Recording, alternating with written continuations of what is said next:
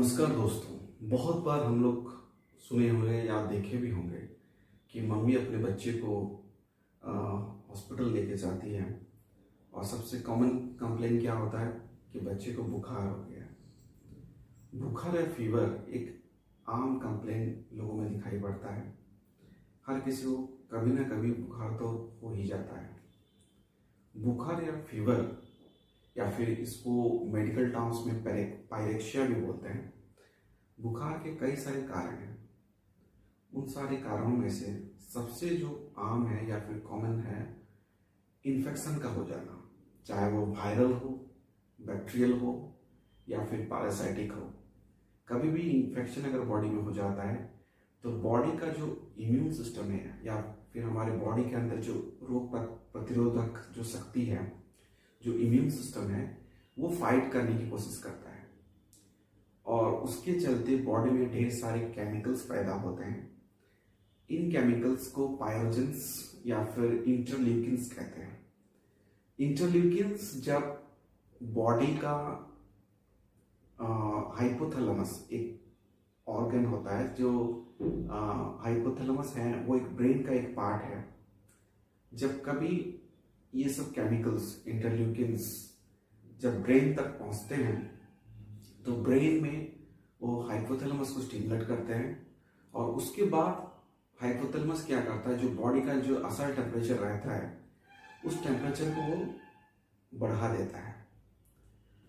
तो उनमें से वो वार्म न्यूरॉन्स जो सेंसिटिव होते हैं, वार्म सेंसिटिव होते हैं, उसको स्टिमुलेट करता है।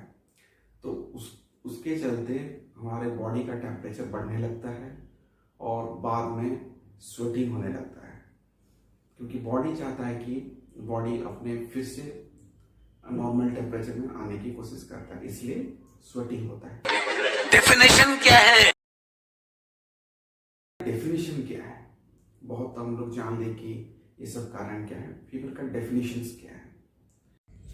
जब कभी शरीर का जो नॉर्मल या फिर सामान्य तापमान 37 डिग्री सेल्सियस या फिर 98.6 डिग्री फ़ारेनहाइट से ज़्यादा बढ़ जाता है, तब उसे हमें फीवर या पायरेक्सिया या फिर बुखार कहते हैं। वैसे तो 3 जगह से टेम्परेचर मापा जाता है, जैसे कि मुंह के नीचे, बाहाँ के नीचे और गुद्दा से। इस लिस्ट में आप देख सकते हैं कौन सी एज में कौन सी जगह से कितना टेम्परेचर रहना चाहिए और कैसे मेज़र करते हैं, कौन सी एज में कौन सी जगह से मेज़र करते हैं। एक्सिलरी या फिर आर्म पेट या फिर बाहाँ के नीचे का जो तापमान मेज़र करने के लिए थर्मोमीटर को बाहाँ के नीचे ऐसे दबा के रखते हैं 1 मिनट तक, तब एक बीप साउंड आता है और फिर हम लोग टेम्परेचर रीड करते हैं। कपड़े ऊपर रहने से टेम्परेचर गलत आ सकता है, इसको आप ध्यान में रखें। उसके बाद जो मुंह का टेम्परेचर या फिर ओरल टेम्परेचर, उसको मेज़र करने के लिए थर्मोमीटर का जो टिप है वो टांग के नीचे रखते हैं और ऐसे टांग को दबा के मुंह फिर क्लोज कर देते हैं और 1 मिनट तक लगभग रखते हैं। एक बीप साउंड आता है, उसके बाद रीड करते हैं और इसका जो नॉर्मल टेम्परेचर है 98.5 डिग्री फ़ारेनहाइट। वैसे ही बच्चों में ज़्यादातर रेक्टल टेम्परेचर या फिर गुदा का टेम्परेचर मेज़र करते हैं। तो रेक्टल टेम्परेचर या फिर गूदे का टेम्परेचर मेज़र करने के लिए बच्चों को एक सही पोजीशन में पकड़ना ज़रूरी होता है। बच्चे का जो पैर है पेट की तरफ ला के उसके एनस या फिर गूदा को हम लोग लोकलाइज करते हैं, देखते हैं, या फिर उसे उल्टा सुला के भी उसके एनस को हम लोग लोकलाइज करते हैं, देखते हैं। और फिर जो एनस का जो होल होता है उसमें थर्मोमीटर का जो टिप होता है लगभग ½ इंच, मतलब 1 सेंटीमीटर से थोड़े से ज़्यादा, उतना ही अंदर इंसर्ट करना है, ज़्यादा अंदर लेना नहीं है, और फिर बाहर निकाल के देखते हैं। वैसे ही आजकल थर्मल स्कैनर टेम्परेचर मेज़र करने के लिए यूज़ किया जाता है। जैसे कि कोविड के कारण आजकल आप लोग कहीं भी मार्केट गए हो तो ऐसे थर्मल स्कैनर से टेम्परेचर चेक करते हैं। तो इसमें क्या होता है, 2 सेटिंग होता है, 1 डिग्री सेल्सियस का सेटिंग होता है और 1 डिग्री फ़ारेनहाइट का सेटिंग होता है। साइड में उसका बटन है, तो उस हिसाब से आप अगर सेल्सियस का मेज़र करना चाहते हो सेल्सियस का बटन करेंगे या फिर फ़ारेनहाइट का बटन दबाएंगे तो फ़ारेनहाइट का टेम्परेचर दिखाएगा। और इसको मेज़र करते समय एक चीज़ ध्यान में रखिए, हमेशा जो सरफेस है, मतलब ऐसे आपका फोrehead का या फिर हाथ का टेम्परेचर ले रहे हैं तो लगभग 4 to 5 सेंटीमीटर डिस्टेंस रख के मेज़र करते हैं। पूरा सटा के या फिर उसके सरफेस के ऊपर नहीं रखते, थोड़ा सा गैप रखते हैं, लगभग 5 सेंटीमीटर का गैप रखते हैं। उसके बाद वो एक बीप साउंड आएगा, ग्रीन, येलो और रेड आता है।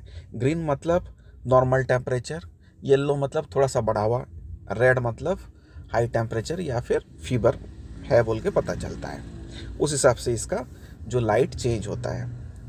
और सबसे इम्पोर्टेंट बात है, ये सरफेस टेम्परेचर को मेज़र करता है और कोर टेम्परेचर को मेज़र नहीं करता है। कौन कौन सी स्थिति में बुखार को खतरनाक माना गया है इस लिस्ट में आप देख सकते हैं। तो जैसा कि हम लोग पहले से जान चुके हैं कि फीवर या बुखार एक बीमारी नहीं है, ये एक लक्षण है। जब कभी बॉडी का टेम्परेचर बढ़ता है तो हम लोग उसको कम करने के लिए कभी कभार एंटीपायरेटिक्स मेडिसिन जैसे कि पैरासिटामोल या आइबुप्रोफेन लेते हैं।